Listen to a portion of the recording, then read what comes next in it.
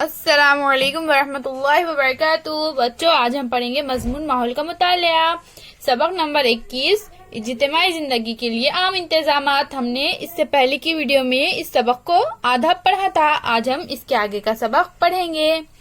تو ہم نے کیا پڑھا تھا بچوں؟ اس سے پہلے کی ویڈیو میں ہم نے پڑھا تھا گاؤں یا شہر کا انتظام کرنے والے ادارے کو مقامی حکومتی ادارہ کہتے ہیں۔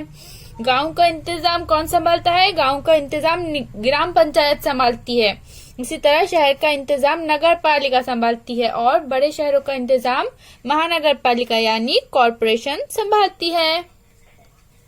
تو چلیے اب ہم سبق پڑھنا شروع کرتے ہیں۔ بتاؤ تو بھلا، دی ہوئی تصویروں میں گاؤں میں پائی جانے والی سہولتیں نظر آتی ہیں، اس کے علاوہ اور کون سی سہولتیں تمہیں ملتی ہیں؟ عوامی خدمات اور سہولتیں ہمیں ہمارے ذریعے ادا کیے گئے ٹیکس سے مہیا کی جاتی ہے، ہمیں احتیاط کے ساتھ ان کا استعمال کرنا چاہیے۔ کبھی کبھی عوامی سہولتوں پر بوجھ پڑ جاتا ہے، لیکن ہم مل جل کر یہ مسئلہ حل کر سکتے ہیں۔ پانی کی فراہمی اور عوامی صفائی کی خدمات مقامی حکومت کے ذریعے مہیا کی جاتی ہے، لیکن ہمیں اس سے زیادہ سہولتوں کی ضرورت ہوتی ہے۔ اپنے گاؤں میں تم نے بینک دیکھا ہوگا، اپنے والدین خرچ کے بعد بچنے والی رقم بینک میں رکھتے ہیں۔ بینک میں اپنا پیسہ محفوظ رہتا ہے، روپیوں کی بچت ہوتی ہے، ضرورت کے وقت اسے بینک سے نکالا جا سکتا ہے۔ ضرورت مند لوگوں کو بینک قرض بھی دیتی ہے۔ یہاں پر ہمیں کون سی سہولت کے بارے میں بتایا گیا ہے بچوں؟ یہاں پر ہمیں بینک کے بارے میں بتایا گیا ہے۔ بینک میں ہم کیا کر سکتے ہیں؟ اب ہم یا ہمارے والدین اگر پیسے بچتے ہیں تو ہم بینک میں اسے جمع رکھ سکتے ہیں، اور اس کے علاوہ اگر کسی ضرورت مند کو پیسوں کی ضرورت ہوتی ہے تو بینک اسے قرض دیتا ہے۔ رشتہ داروں اور دوستوں سے رابطہ قائم کرنے کے لیے ڈاک کی خدمات استعمال کی جاتی ہے۔ ہم دنیا بھر میں کسی بھی جگہ خط بھیج سکتے ہیں۔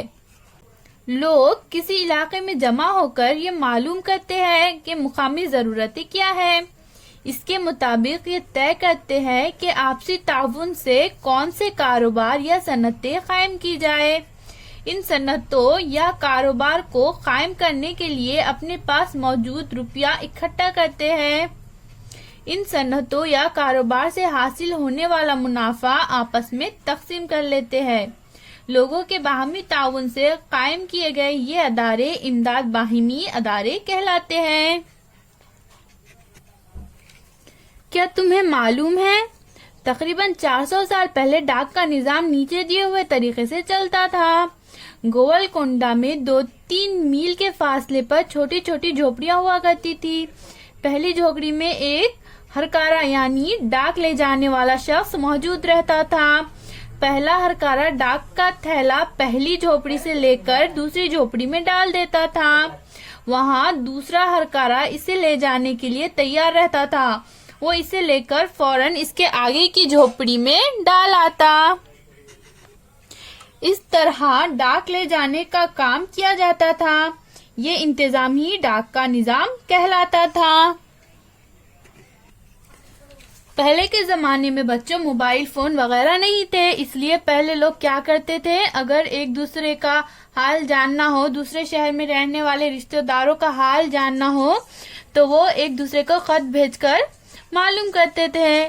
تو اس نظام کو کیا کہتے ہیں بچوں؟ یہ نظام ڈاک کا نظام کہلاتا ہے۔ کیا کریں گے بھلا؟ نل کی ٹوٹی نہ ہو تو پانی ضائع ہوتا ہے۔ تعلقہ اکولا میں واقع بہیرٹ واڑی کے ایک اسکول کی بچوں کی انجمن نے عملی کام کیا۔ جماعت میں پانی کی بچت اس موضوع پر مباحثہ ہوا۔ کچھ بچوں نے یہ مسئلہ پیش کیا کہ گاؤں کے نلوں میں ٹوٹیاں نہ ہونے کی وجہ سے پانی ضائع ہوتا ہے۔ طلبہ نے یہ معلوم کیا کہ نلوں میں ٹوٹیاں لگانے کا کام کس کا ہے۔ پھر بچوں کی انجمن نے گرام پنچایت کے سامنے دھرنا دیا اور ایک خط لکھ کر گرام پنچایت سے درخواست کی کہ گاؤں میں نلوں کو درست کیا جائے۔ کچھ دنوں بعد یاد دہانی کے لیے بھی خط لکھا اور اس طرح بچوں نے اپنی کوششوں سے گاؤں کے نل درست کروا کے یہ مسئلہ حل کیا۔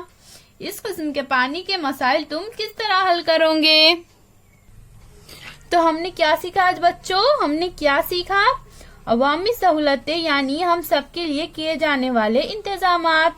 گاؤں کے انتظامات گرام پنچایت سنبھالتی ہے، شہروں کے انتظامات نگر پالیکا سنبھالتی ہے، بڑے شہروں کے لیے مہانگر پالیکا یعنی کارپوریشن ہوا کرتی ہے۔